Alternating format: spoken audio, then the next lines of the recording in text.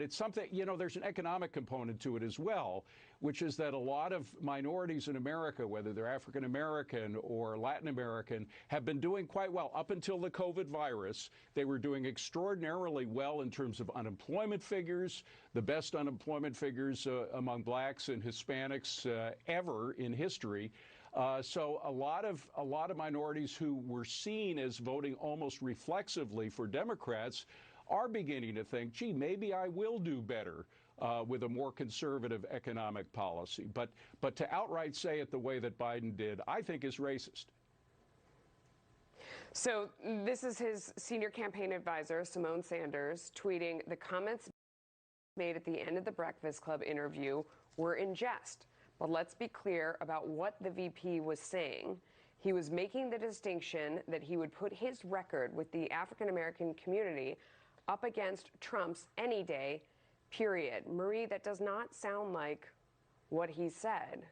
Was what he said racist? Well, it definitely was not racist, and I don't think that that is an appropriate term for what he said. I can see what Simone Sanders is saying, and that Joe Biden was talking about his record. It was an inappropriate thing to say, and the vice president should come out and admit that. We all say things on television or radio interviews that maybe we would like to take back. But that doesn't negate the decades of service, the decades of record that Joe Biden has accumulated fighting for the black community on everything, like he mentioned, from voting rights to numerous other issues. And I do think he was making the point that he would put his record up against Donald Trump's, who has said overtly horrible racist things. But the vice president should come out and say, you know what? I didn't say that exactly right. Here's what I meant, and move on. Harris, what do you think? I've been fighting against this notion that you're not black enough unless you think a certain way, you vote a certain way, you speak a certain way, you do certain things. My whole life, I grew up military, pretty much neutral along the zone of can we all just get along no matter what we look like. I have biracial daughters, Melissa, you know them. This is more than just a little offensive. It is short-sighted.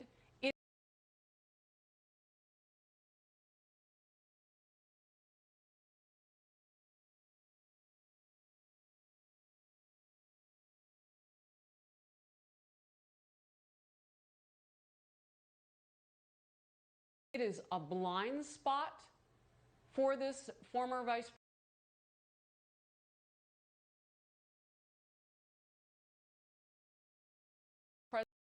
president dictated which black Americans are allowed to come to the table and have a voice.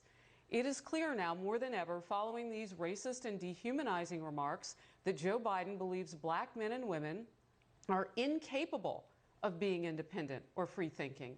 He truly believes that a 77-year-old white man should dictate how black people should behave.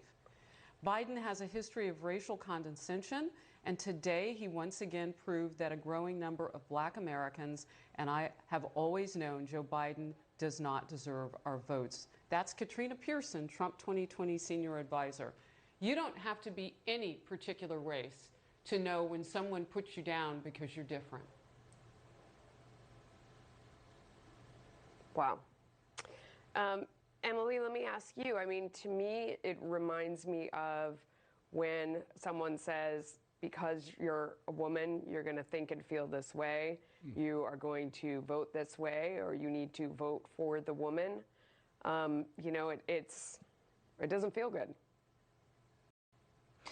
It doesn't. I thought this was an absolutely disgusting display of superiority and exactly that kind of entrenched, patronizing point of view that is so alienating to people who think for themselves or people who dare to not accept the notion that, well, things are just the way they are. That's why this was racist, because it displays a complete oblivion to the fact that things are the way they are because of privilege, because people were put into boxes and then characterized as such.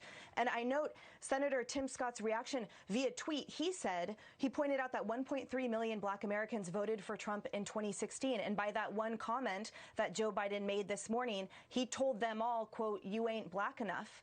And he said this is par for the course for Democrats to take the black community for granted and browbeat them for those that don't agree. I can't imagine what that feels like. But as you pointed out, Melissa, it can't feel very good.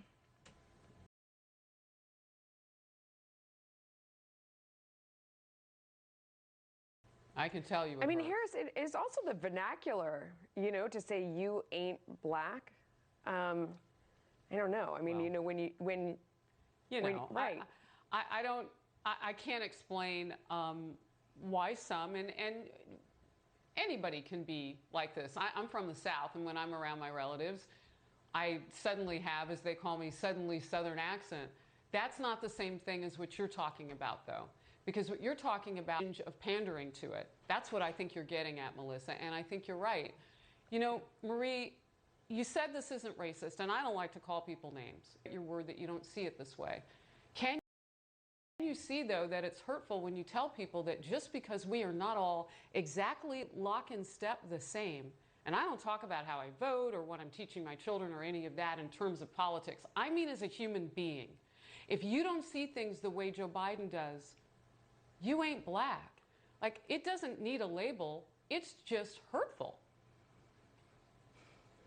Of course, Harris, and I think it was inappropriate, and I think the vice president should come out and apologize for the words he used. I do. I think that he was trying to be, I don't know, like looser with how he was talking, more casual, because The Breakfast Club is a pretty casual show, but it was wrong what he said.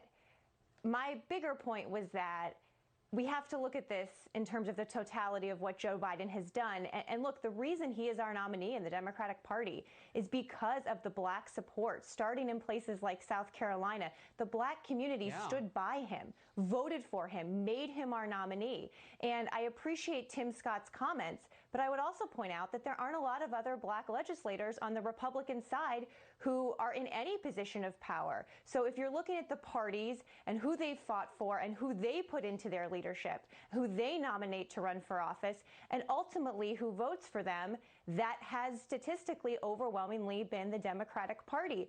We have big conversations about race to have in this country. The vice president messed up this morning, but we shouldn't use that to, in a partisan way, to distract from all of the other conversations that we have to have in this country, whether it's about unarmed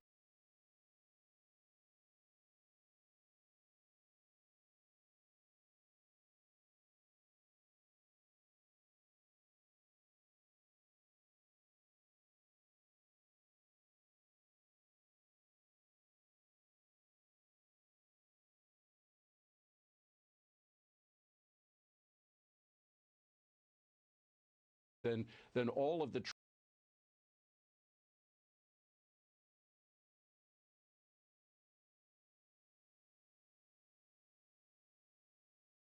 status is. Now, Jason Riley, who I mentioned before, wrote a whole book about this.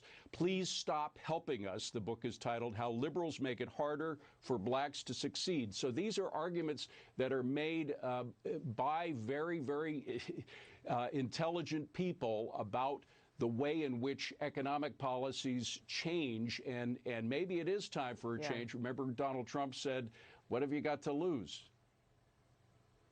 Well, and also Marie mentioned prisons, and we have seen so much work on criminal justice reform during this administration. So just another thing to put there into the pot.